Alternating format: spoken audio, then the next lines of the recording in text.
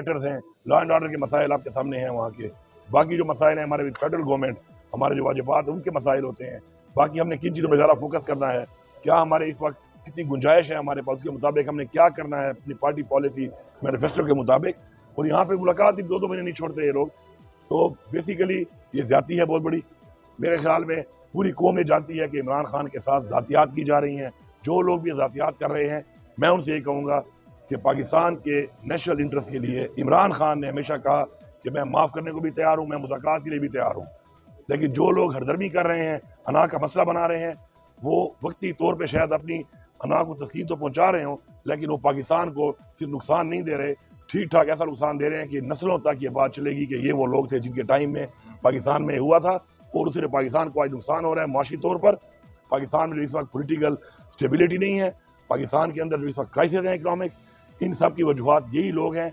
यही वो वजूहत के मैंडेट चोरी किया, इलेक्शन चोरी किया, पार्टी का निशान ले लिया, पार्टी के लोगों से पार्टी छुड़वाई गई, तशद्दुद किया गया लीडरशिप के ऊपर, उसके बाद वर्कर्स के ऊपर। अभी तक वर्कर जेलों में हैं, जमानतों के लिए जाते हैं तो जमानतें नहीं मिलती हैं, इंसाफ इस मुल्क पे नहीं मिल रहा। और वही वजह है कि जो डायरेक्शन है पाकिस्तान की आवाम की वो एक तरफ जा रही है, और जो डायरेक्शन है इस मैंडेट चोर हुकूमत की, उनके साथ मिले हुए उन इदारों की जिन्होंने बिठाया है उनको, उनकी वजह से इस वक्त मोदी जैसे लोग जो हैं वो हमारे पे हमलावर हैं।